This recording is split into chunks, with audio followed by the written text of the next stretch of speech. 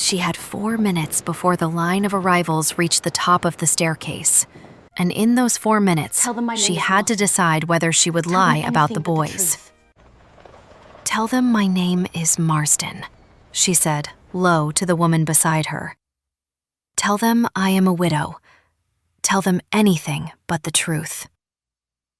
The woman, who was not, in fact, a servant, though she dressed like one tonight, only tightened the small bow at the smallest boy's collar and said nothing. Silence in that house had long been the better part of counsel. Outside, the carriages were still grinding to a halt under the portico, and the chandeliers above had been lit for what must have been the 3rd time that hour, because one of the great wax tapers near the south wall was already weeping in long, glassy ribbons that the footman pretended not to see. Inside the little side room where she stood, there was only the smell of lemon polish, the faint draft from a door that had been opened and closed too many times, and 3 boys who looked up at her with the same patient brown eyes their father had used to look at maps. She knelt. She did not mean to kneel.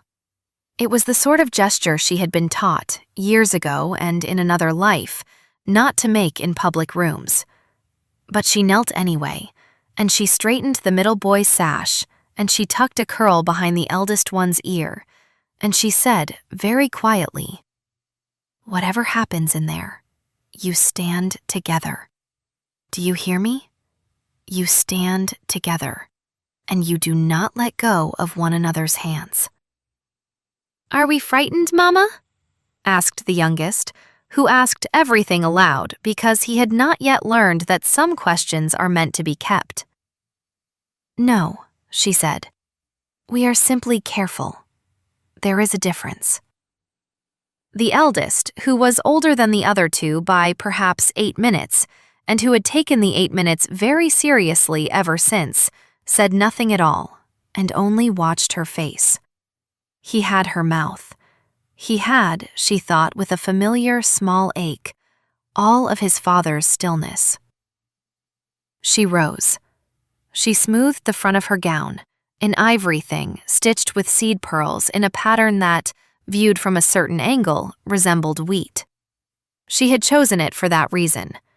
Wheat was a peasant motif done in a duchess's thread, and the joke, if anyone in the ballroom were clever enough to notice it, was meant only for herself. She had not expected anyone in that ballroom to be clever enough to notice anything. She had expected to be looked at and dismissed, as she had been looked at and dismissed for 7 years, and to slip in and slip out before the orchestra reached the 2nd waltz. She had come for one reason only: a name on a list, a signature she required by morning, a door that would close forever if she did not push it open tonight. She had not come for him.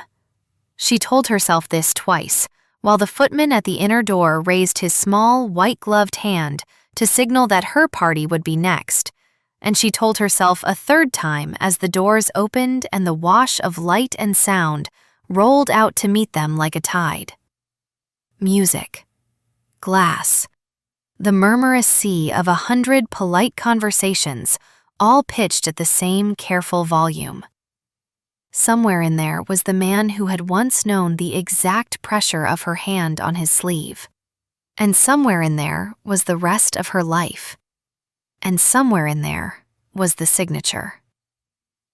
"Lady Marsden," the herald announced, in the calm, indifferent voice of men who have learned to make every name sound equal. "And her 3 sons." She did not flinch at the borrowed name. She had rehearsed not flinching.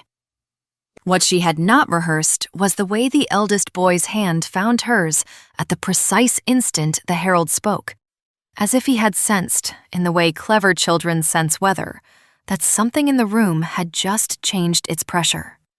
She tightened her fingers around his. She walked forward. The marble under her slippers was cold even through the soles, and she was grateful for the cold because it kept her from floating, and floating, in a room like this one, was the first sign that one was about to fall. The ballroom of Castlemere House was, that night, doing what it had been built 2 centuries earlier to do. It was humbling people. The ceiling vaulted up into a painted heaven where pink-cheeked figures leaned out of clouds with garlands. The chandeliers, 8 of them in a deliberate line, hung at a height calculated to make even tall men feel briefly small. The mirrors along the south wall doubled the company, so that every guest appeared to have arrived with a polite twin. And the orchestra, set discreetly behind a screen of palms, played a slow, decorous air that nobody in the room actually heard, and nobody could have done without. She crossed the threshold with her 3 sons in a small, tidy line, and she did what she had always been good at, which was to make herself unremarkable in a crowd. She had learned the trick in girlhood, when being remarked upon had been a danger, and she had refined it later, when being remarked upon had become a sorrow.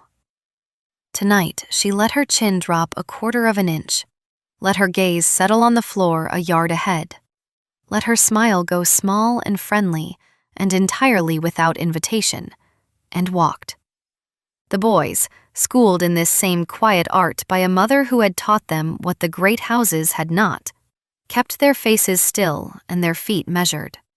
And only the youngest, who had not yet acquired the trick, peeked once at the chandeliers and breathed a soft, astonished sound that she chose not to correct. It was the youngest, in the end, who undid them. He saw the sugared figs first. They were arranged on a silver epergne at the long side table, glistening like jewels under glass, and he did what any well-bred 6-year-old does when confronted with a small, glittering miracle. He stopped walking. He did not tug at her hand. He did not whine. He simply stopped and looked, and his 2 brothers, bound to him by the iron habit of triplets, stopped also. The 3 of them, in their dark blue coats and cream waistcoats, in their identical cream cravats tied by the same patient hands an hour earlier, came to rest at the side of the long table in a row of 3 small, identical heads. And a great many faces in the great room turned, as faces will when something unusual catches the light. She felt the turning before she saw it. Heat along the back of her neck. The faintest hush, the way a sea pulls back before it returns. She drew a breath. She bent toward her sons and was already opening her mouth to say, gently, that they would have figs later and must keep walking, when she felt, across the room, a particular gaze settle on her like a hand. She did not need to look up to know whose gaze it was. She had felt it before, in a chapel 7 years ago, on the morning she had come down the aisle in a veil she had embroidered herself. She lifted her eyes slowly, because to lift them quickly would have been to admit she had been waiting for them to be summoned. And across the polished floor, past the slow turn of a dancing couple, past the white shoulders of a dowager with a fan, she saw him. The Duke of Avonhurst was standing very still, the way a man stands when he has just been struck and has not yet decided whether to fall. His glass was in his hand, at the precise angle a man holds a glass when he has forgotten he is holding it. There was a woman at his elbow, dressed in pale green, who was speaking to him in the bright, untroubled voice of a person who has not yet noticed that the man she is speaking to has gone away inside himself. He was not looking at the woman. He was not looking at the room. He was looking at the row of 3 small heads beside her, and then, slowly, at her, and then back at the 3 small heads, and then back at her, and she watched the color leave his face by degrees, as if someone were drawing a curtain across him from the inside. She had imagined this moment, in the long nights of those 7 years, more times than she would ever confess. She had imagined herself cold in it. She had imagined herself gracious. She had imagined herself cruel.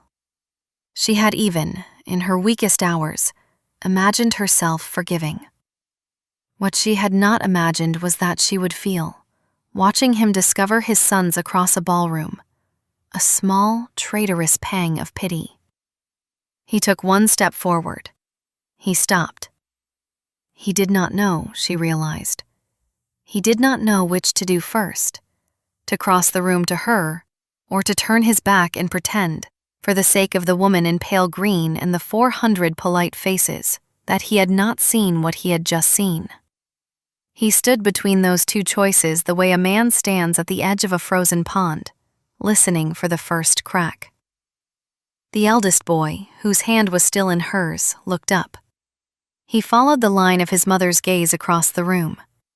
He did not yet know the face he was looking at, but he had, even then, an unusual instinct for matched things, and his small fingers tightened around hers with a pressure that was not quite fear and not quite question.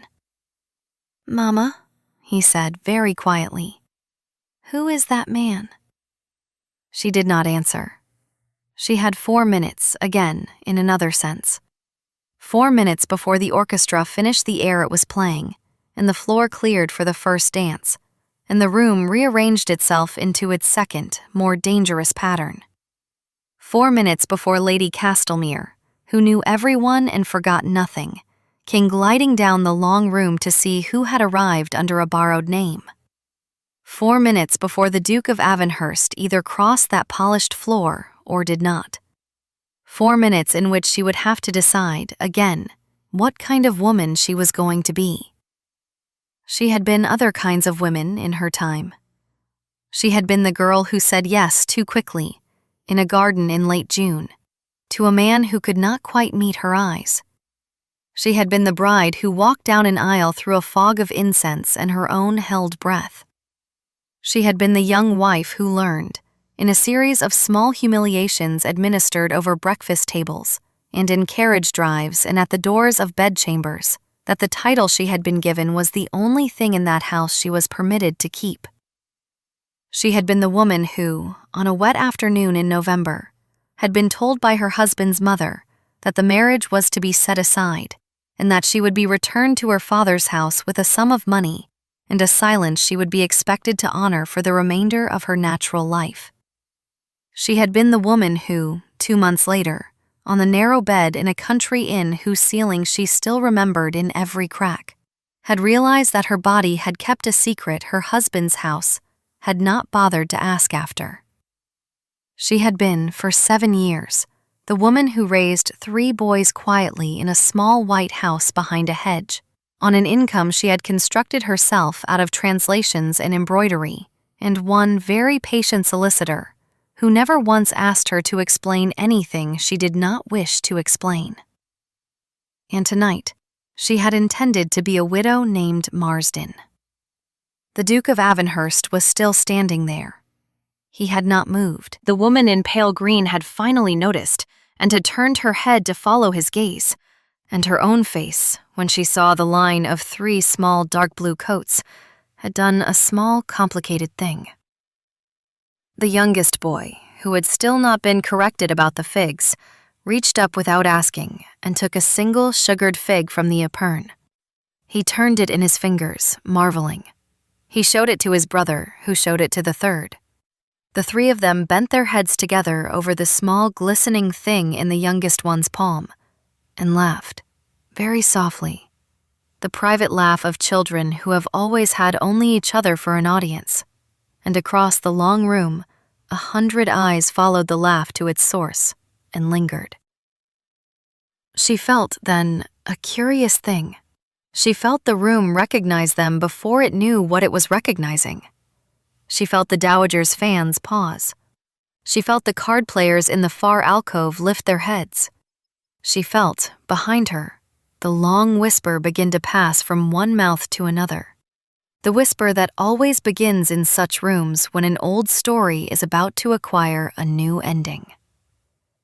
And she felt the Duke of Avonhurst draw the breath of a man who has just realized, too late, that the choice he was trying not to make has already been made for him. He set his glass down. He set it down so carefully that the small chime it made against the marble side table was almost inaudible. And yet she heard it. across all that distance, as clearly as if he had set it down at her own elbow. He turned his head once, briefly, toward the woman in pale green, and said something to her, a single short sentence that caused the woman's mouth to close in a thin, displeased line. Then he stepped forward, away from her, and began to walk. He did not walk quickly. He walked with the measured, deliberate pace of a man who knows that every eye in the room is now upon him, and who has decided, in some private chamber of himself, that he will not give them the satisfaction of haste. He walked between dancers who had not yet begun to dance, and past dowagers who had not yet begun to gossip, and around a small, startled marquess who stepped out of his way without quite understanding why. He walked the long diagonal of the ballroom, and at the end of it stood a woman in ivory and 3 boys in dark blue. And the woman in ivory did not move, and did not look away, and did not, for 1 full second, breathe. He stopped 3 paces from her. He bowed. It was a perfectly correct bow, the bow of a duke greeting a stranger of acceptable rank, and it was also the bow of a man begging permission. And only she, in all that crowded room, knew how to read both at once. "Madam," he said. His voice was level. His voice was the voice she had learned, long ago, that he used when he was holding something in his chest with both hands. "Forgive me. I believe we may be acquainted." The eldest boy looked from the Duke to his mother and back to the Duke. His small face, lifted and serious in the chandelier light, did a thing she had not anticipated. It did not flinch. It did not smile. It simply, with the calm intelligence of a child who has spent his whole life studying the one face he knows best, reflected the Duke's bow back at him with a tiny inclination of his own head. The Duke of Avonhurst, who had been hit once already that evening, was hit a second time, and she saw him absorb the blow as he had absorbed the first, by going very, very still. "My lord," she said. She had decided, in the time it had taken him to cross the room, that she would not give him the borrowed name to his face. She had her own small pride, even now. "It has been some time." "It has," he said. He was looking at the boys. He was trying not to look at the boys. He was failing. The youngest, who had not yet relinquished his fig, held it up toward the Duke with the grave generosity of small children and said, "Would you like one? They are very good." The Duke of Avonhurst, master of an estate of 40,000 acres, holder of a seat in the Lords, veteran of 2 wars and 1 very public scandal, looked down at the small sticky hand offering him a sugared fig, and could not, for the space of 3 heartbeats, speak. "Thank you," he said at last. His voice had gone slightly hoarse. "I should like that very much." He bent. He took the fig from the small hand with the gentleness of a man handling a relic. He did not eat it. He held it in his gloved fingers as if he were not sure he was permitted to. She watched him do this, and she felt, somewhere under the ivory and the seed pearls and the careful posture of 7 years, something old and tightly bound begin, against her will, to loosen a single thread. Not all of it, not yet. Only 1 thread. But 1 thread, in a knot that had held that long, was enough to alter the shape of the whole. "My lord," she said again, and this time her voice was very low, pitched only for him. "We cannot do this here." "No," he said, "we cannot." "There is a room," he said, "through the small door behind the orchestra. It is the library. It will be empty. I will go first. You will follow in a quarter of an hour, with the boys, by way of the gallery. Lady Castlemere will not notice. I will see to it that she does not notice. I did not come here for you," she said. I know, he said, with a faint, exhausted half-smile that she remembered from another life. You never did. He inclined his head to the boys, one by one, as if they had each been presented to him formally, and each of them, in their separate ways, inclined their heads back, and the eldest, who had her mouth and his father's stillness, said, with the gravity of an ambassador, Sir. The Duke turned. He walked away across the ballroom in the same measured pace with which he had come, and the room, which had been holding a single long breath, released it in a soft, polite murmur, and resumed its careful pretense of having seen nothing at all. The orchestra began the second air. The first couples stepped onto the floor. Lady Castlemere, in the doorway, lifted her fan and began her slow approach. She stood among her sons at the long side table, the youngest already eyeing a second fig, the middle one watching the dancers with frank delight, the eldest still watching her face, and she thought very clearly that the trouble with rehearsing a moment for 7 years was that the moment, when it came, refused to know its lines.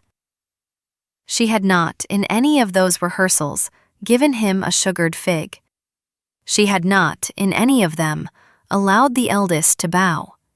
She had not, in a single one, considered the possibility that the man who had failed her might, after 7 years of silence, walk across a ballroom with his glass forgotten behind him and bow first.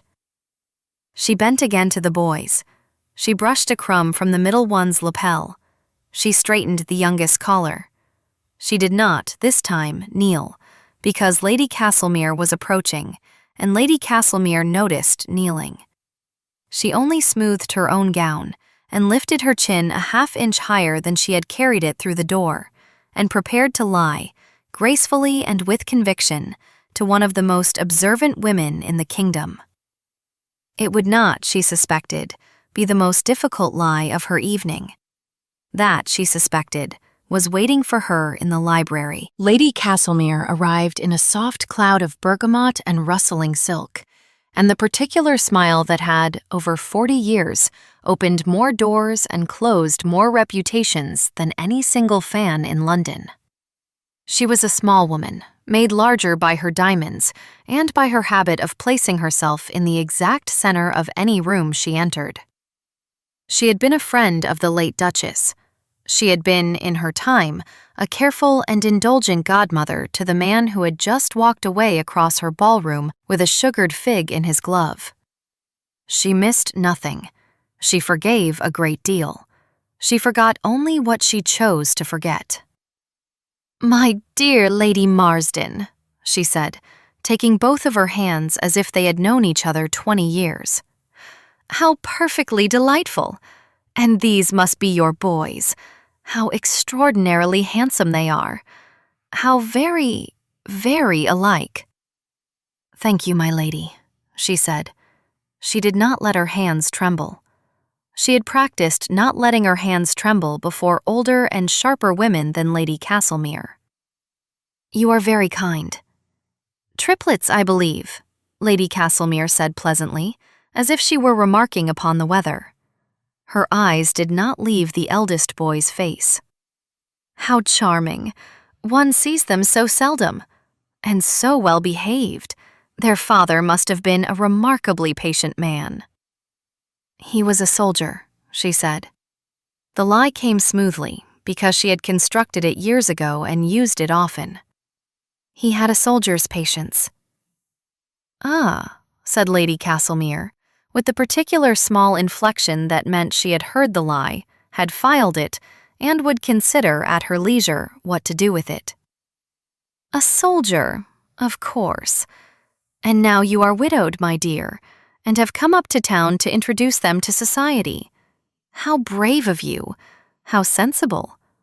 And how curious," she added very lightly, the way a cat sets down its paw, "that the Duke of Avonhurst should have crossed an entire ballroom to acquaint himself with strangers." She met Lady Castlemere's gaze. She did not look away. She did not look at her sons. She did not look toward the small door behind the orchestra, where she could just see the edge of a coat tail disappearing. "His Grace was kind enough," she said, "to thank my youngest for an offer of a fig." "Indeed," said Lady Castlemere. "How very gracious of him. He is not, as a rule, fond of figs." "Then it was kinder still," she said. For a long second, the older woman simply looked at her. The fan in her hand opened and closed and opened again. The diamonds at her throat caught the chandelier light and threw it in tiny moving stars across the cream of her bodice. "Walk with me a little, my dear," Lady Castlemere said at last, with a smile that was almost entirely warm. "Bring the boys. There is a corridor through to the gallery that is quieter than this room.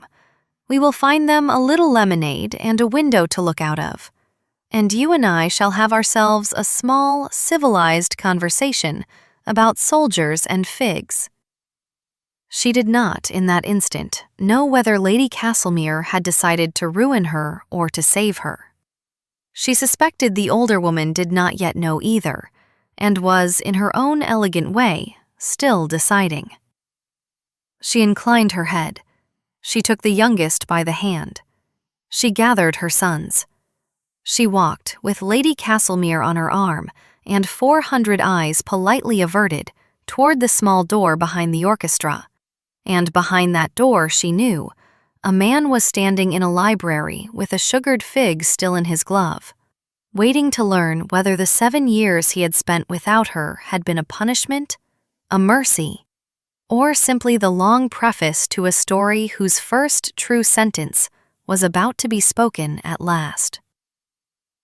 The library at Castlemere House was not a grand room. It was the kind of room a great house keeps for the use of its mistress and her closest friends, lined floor to ceiling with calf-bound volumes nobody had opened in a generation, lit by 2 lamps and the embers of a small fire that had been laid earlier in the evening and forgotten. The carpet was Turkish and very old. The desk was walnut, with a single inkstand of green glass. There was one window, narrow and tall, looking out onto the garden where the lanterns hung in a long, careful line. There were 2 chairs by the fire. He was standing at the window when the door opened. He did not turn at once.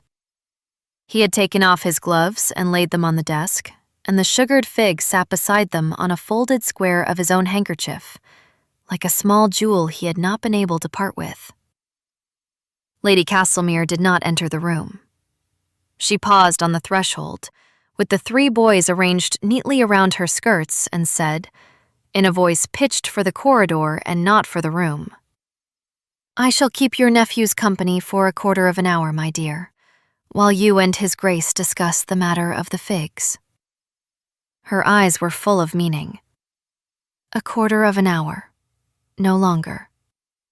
The room beyond is mine, and I do not lend it. Do we understand one another?" "We do, my lady," she said. "Good," said Lady Castlemere, and was gone, drawing the boys with her down the corridor in a soft chiming of small, well-shod feet. She closed the door behind her. She set her back against it. She did not, for a moment, trust her legs. He turned then. The firelight made one half of his face gold and left the other in shadow. And she remembered, with a clarity that almost undid her, that he had stood in exactly this way in another library, on another evening, the night before he had asked her to marry him. He had been younger then. They both had been. He had not yet learned to hold his face still. Tonight he had learned, and tonight he was using everything he had learned. And even so, she could see, in the small tremor at the corner of his mouth, that he was very near the end of what he could hold. "You named him," he said. His voice was very low. "The eldest. You named him for my father." "I named him," she said, "for the only man in your family who was ever kind to me." That my reasons and your inheritance happen to coincide is a matter for the parish register, not for us." He absorbed that. He absorbed it the way he absorbed most things, with a slight tightening of the jaw and a very long breath drawn through the nose. "And the others?" he said.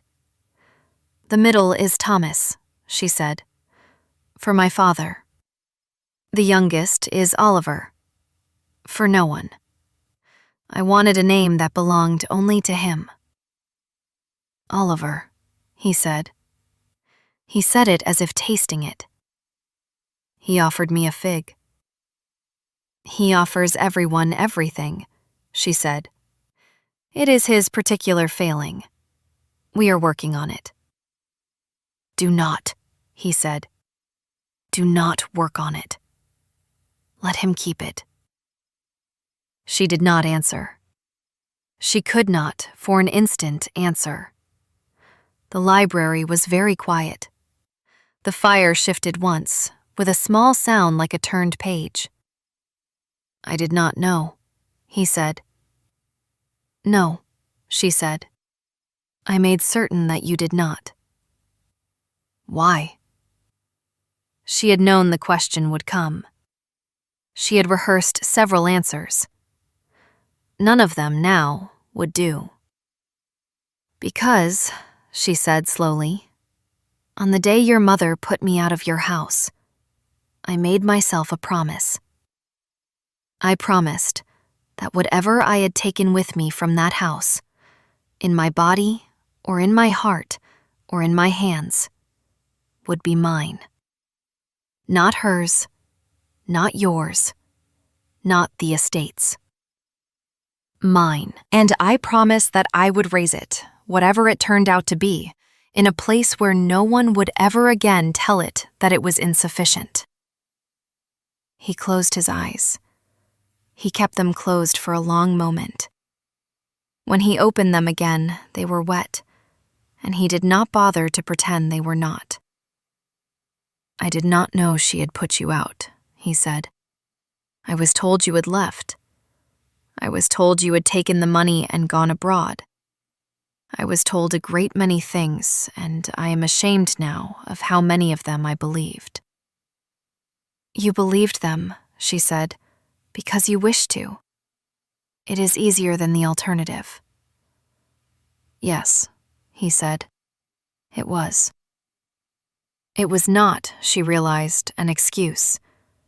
It was a confession. And the difference between the two, in a man like him, was the difference between a door closed and a door opened a single inch. She crossed the carpet. She did not know she was going to until she had.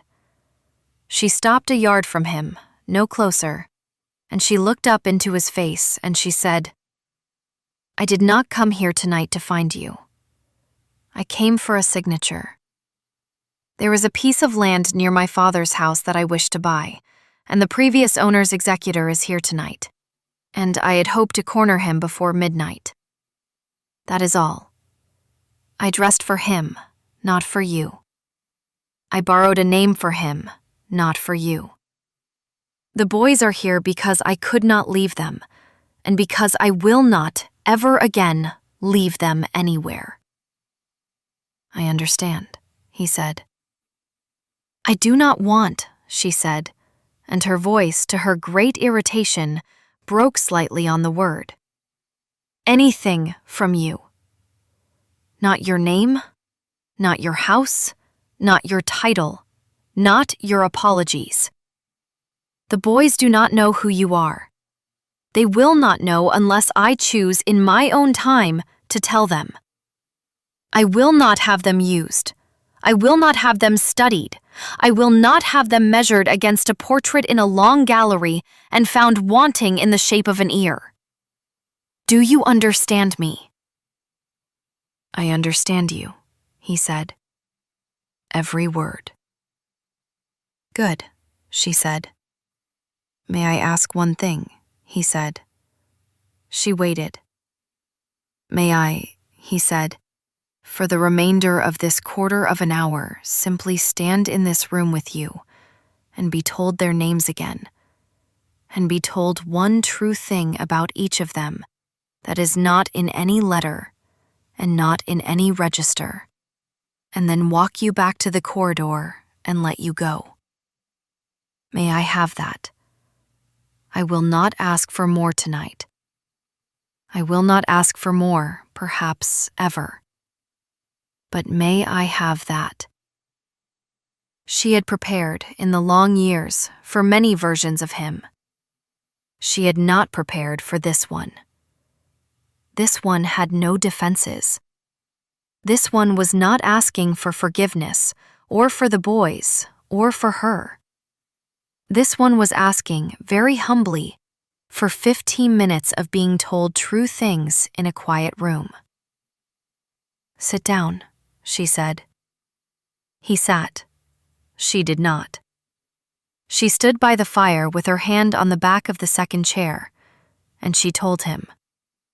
She told him that the eldest was called William, after his grandfather, and that William had taught himself to read at 4 out of a stubborn refusal to be read to any longer, and that William, when he was frightened, did not cry but went very still, and that the way to know William was frightened was to watch the small muscle at the side of his jaw. She told him that Thomas, the middle, had been born laughing and had not, in any meaningful sense, stopped, and that Thomas could mimic any voice he had ever heard, and that the great trial of Thomas's young life was that he had not yet been allowed to keep a dog. She told him that Oliver, the youngest, had been the smallest at birth and had nearly not lived, and that for the first month of his life, she had slept with him against her chest because she had been afraid that if she set him down, he would forget how to breathe, and that Oliver, now, was the bravest of the three, in the strange way that the ones who almost did not live are often the bravest, and that Oliver gave away everything he loved because he had learned, very early, that things one loved were not, in the end, the things one kept. The Duke of Avonhurst sat in the chair by the fire while she told him these things. He did not interrupt.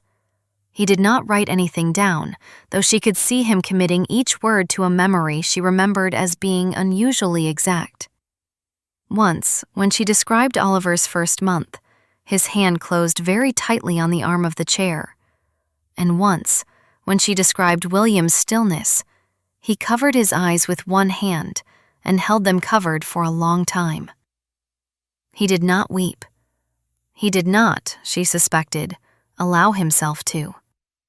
He only listened, the way a man listens when he has been given, after a great drought, a single cup of water and has decided to drink it slowly. When she finished, the fire had burned down by another inch. The lamp on the desk had begun very faintly to smoke. From the corridor came the small distant sound of a boy laughing, the high, pure laugh of Oliver at something Lady Castlemere had said, and both of them, in the library, turned their heads toward the sound, and for one short, illegal second, they smiled at one another across the room as parents smile. She caught the smile. She put it away. "It is a quarter of an hour," she said. "It is," he said. He rose. He took the sugared fig from the desk. He folded the handkerchief around it with great care and tucked it into the inner pocket of his coat, against his chest. And she did not, watching him do this, say any of the things that rose into her throat. He crossed the room to her. He stopped a yard away, as she had stopped a yard from him, and he bowed, once, very low, the bow of a man who has nothing to offer but the bow itself. "Lady Mosden," he said with a faint, exhausted irony that was the first true note of the man she had once known. "I am very grateful for the conversation." "My lord," she said. She inclined her head. "Good night." "Good night," he said. He opened the door for her. He did not touch her. He did not, by so much as the brush of a sleeve, presume.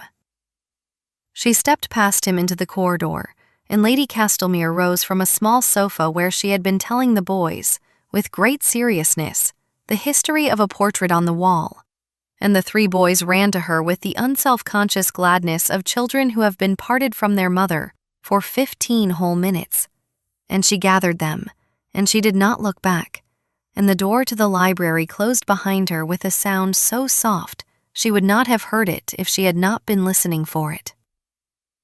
She would not, for some time, allow herself to think about the small object now tucked against the Duke of Avonhurst's chest, beneath the fine wool of his coat, kept warm by the heart she had once been told, in a chapel in June, would be hers. She did, however, that night, find her signature. The executor was at the card tables. He was an elderly man with watery eyes and a tendency to nod off between hands, and she sat down beside him and spoke to him with the patience she reserved for elderly men with watery eyes. And in the space of half an hour she had not only her signature, but the goodwill of 2 of his neighbors and a quiet promise of a discount on the adjoining pasture. She rose from the table. She thanked him. She gathered her boys, who had been allowed by Lady Castlemere to sit on a velvet bench beside the card room and eat a discreet quantity of marchpane. She made her farewells. She did not see the Duke of Avonhurst again that night, and she understood, with a clarity that was not entirely relief, that he had taken himself away from the ball so that she might leave it without further notice. In the carriage, on the way home, Oliver fell asleep with his head against her shoulder, and a 3rd sugared fig smuggled in his pocket, leaving a small dark stain on his coat that she would, in the morning, pretend not to see. Thomas, on the seat opposite, told William in a low, excited whisper every detail of every dance he had observed, complete with imitations of 3 dowagers and 1 drunken viscount, until William, who was the oldest by 8 minutes, and who took the 8 minutes seriously, told him to hush and let their mother think. She did not think. She watched, through the carriage window, the lamps of the great houses pass one by one and give way to the dimmer lamps of the streets nearer home. And she allowed herself, for the duration of one street, to remember that she had once been very young, and had once been very loved, and had once believed, with the whole unguarded weight of herself, that she would never have to learn to be careful. Then she put the memory back where she kept it, and she counted her boys' breathing, and she went home. The small white house behind the hedge was waiting for them, with 1 lamp burning in the hall. The woman who had dressed the boys that evening, who was not a servant though she dressed like one, opened the door without speaking, and the 3 boys went up the stairs in a sleepy, obedient line. And she stood for a moment in the hall, with her gloves in her hand, and her ivory gown still cold from the carriage, and she did not, that night, cry. She did, however, sit down at the little walnut desk in the parlor, and take out a sheet of paper, and write a single line in her best hand. "If you wish to know them," she wrote, "you will write to me first. You will not call. You will not send anyone. You will write in your own hand, and you will tell me, plainly, what you are prepared to offer them that is not money and not a name. When you have done this, I will read your letter, and I will consider it. I make no promises beyond the reading. I will not be hurried." She did not sign it. She folded it. She sealed it with a plain wafer. She addressed it, in a hand that surprised her by being quite steady, to the Duke of Avonhurst at his town address. She left it on the hall table for the morning post. Then she went up to bed, and she lay for a long time in the dark, and she thought about a sugared fig folded into a handkerchief against a man's heart, and she thought about a small jaw going still under chandelier light, and she thought about the particular sound of Oliver laughing in a corridor, and she thought that perhaps, after 7 years, the knot in her chest was not, after all, the only thing in her that had been tied. The Duke's letter arrived on the third morning. She had expected it to arrive on the first. She had expected, in fact, 2 on the first, 3 on the second, and a small persistent siege thereafter. The fact that it did not come until the third morning, and that when it came it was a single sheet, written close in his own hand without a clerk's flourishes, was the first thing about it that she allowed herself to respect. He wrote, he said, in answer to her instruction. He had read her line a great many times. He had considered, as she had asked him to consider, what he was prepared to offer that was not money and not a name. He had set down his answer, he said, after some thought, and he would set it down again now in plain words. He was prepared, he wrote, to offer them his attention. Not occasional, not gracious, not on his terms. The kind of attention that learns a child's habits and adjusts itself to them. The kind that arrives when promised and does not arrive when not promised. The kind that is willing to be unimportant in a child's life for a long while before, if ever, being important. He was prepared to offer them the truth, in such portions as she judged them able to bear, at such times as she judged proper, in such words as she chose. He was prepared to offer them, in the meantime, no claim and no demand. He was prepared, he wrote, to be useful or to be absent, as she required, and to consider neither beneath him. For her, he wrote, he was not prepared to offer anything at all, because anything he offered her now would be, in the nature of things, an insult, and he had insulted her enough. He signed himself simply with his Christian name. He had not done that in any letter to her in 8 years. She read the letter twice. She set it on the desk. She walked once around the parlor. She read it a third time. Then she went into the kitchen and made tea, with her own hands, and she sat at the kitchen table while the kettle muttered, and she stared at the grain of the wood until the kettle whistled. He had not, she noted, asked to see them. That, more than anything else in the letter, was the thing that stayed her hand from tearing it up. She wrote back the same day. She wrote that he might, on the following Sunday afternoon, come for 1 hour to the small white house behind the hedge. He would come as a Mr. Avery, an acquaintance of hers from her father's parish. He would bring no gifts. He would not, on this first visit, attempt to be anything to the boys but a polite stranger who had been invited to tea. He would not stay for supper. He would, at the end of the hour, go away, and he would not return until she invited him again. She added in a postscript that Oliver was particularly fond of currant cake, that William detested being patted on the head, and that Thomas would attempt, within 10 minutes, to make him laugh. He should not, she wrote, resist the attempt. Thomas was very good at it. He came on the Sunday. He came on foot, with an unfashionable umbrella, in a coat she suspected he had borrowed from a younger and slimmer cousin.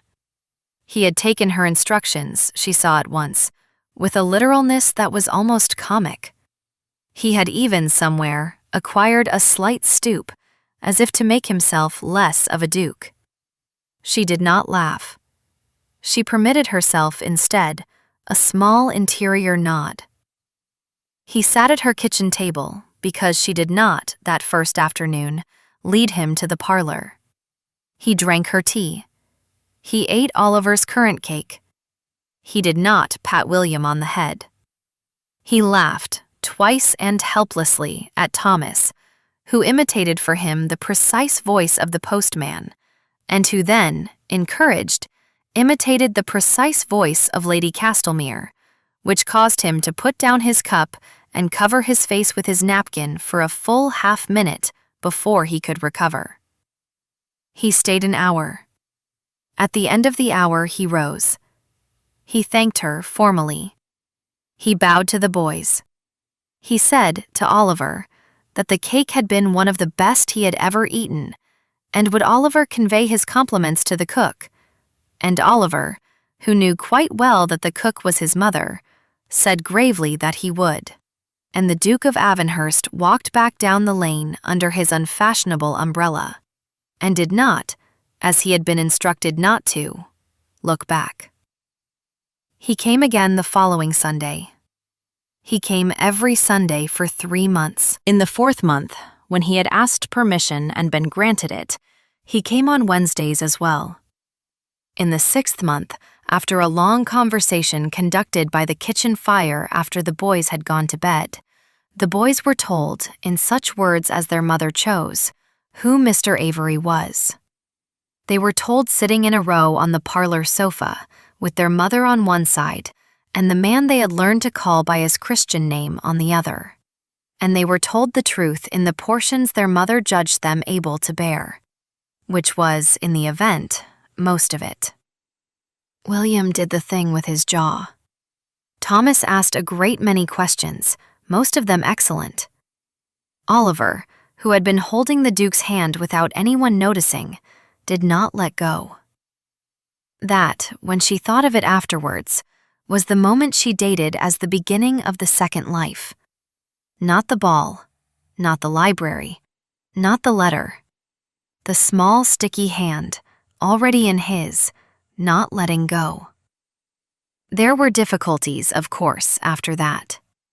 There were neighbors to manage and a parish to startle, and a townhouse to either open or close, and a mother-in-law, somewhere on the continent, to inform by a letter so coldly polite it might have been used to ice wine. There was the slow, careful business of teaching 3 boys what it meant that their father was a duke, and what it did not mean, and the longer and more careful business of teaching their father what it meant to be theirs. There was, between the 2 adults, no second wedding. She would not have it. He did not ask. They lived by an arrangement they worked out at the kitchen table over many cups of tea, as 2 parents who shared a house in the country for the boys' sake, and as themselves, separately and warily, the rest of the time. Whether that arrangement would, in its own slow way, become something else was a question neither of them, in those early years, was prepared to ask aloud. That is how it ended, or how that part of it ended. Lady Castlemere, who had decided, in the corridor that night, to save rather than ruin, lived to a great age and was godmother, eventually, to a small girl who arrived rather later in the story, and who was named, after some consultation, for her. The woman in pale green, whose name had been spoken in the same breath as the Duke's for one whole London season, married a baronet from Yorkshire whom she liked considerably better, and who liked her even more, and was, by all later accounts, very content. The Duke's mother did not return from the continent. She wrote once a letter that was burned, by her son, in the kitchen fire, in the presence of his wife and his sons, without being read aloud. The executor with the watery eyes died peacefully at his card table some years later, mid-hand, holding 2 kings and a small, satisfied smile. William grew up tall and quiet, and read everything in his father's library, and was, by 20, the kind of young man older men consulted about difficult things. Thomas was given his dog, and then another, and went into the army by his own choice, and came home intact, with a great many stories, and one new voice to imitate. Oliver, who had been the smallest at birth, and who gave away everything he loved, became, in the fullness of time, a doctor, and was, by general agreement, the kindest man in 3 counties, and never, in all his life, could pass a tray of sugared figs without smiling at it, as if it had once done him a particular favor. And so, by the small white house behind the hedge, in the gentle yellow light of a kitchen lamp lit against an early winter evening, the 4 of them sat down to supper, as they had sat down to supper 1,000 times by then, and the 5th chair, which had been empty for so many years, was no longer empty, and that, in the end, was the whole of it. If you have ever walked into a brightly lit room with a secret pressed close to your chest and felt the secret weigh more than your gown and your name and your courage put together, and feared, in that moment, that you would not survive the look of the one person in the room you most needed not to see, then you have stood for a heartbeat where she stood. If you have ever been the one across the room, holding a glass you have forgotten, watching a truth walk in on 3 small pairs of feet, then you have stood for a heartbeat where he stood. And if you have ever been the small, brave, sticky-fingered child who simply, without knowing it, offered the difficult grown-ups in the room the one thing they did not know how to ask for, then you have, perhaps, done more good in this world than you will ever be told.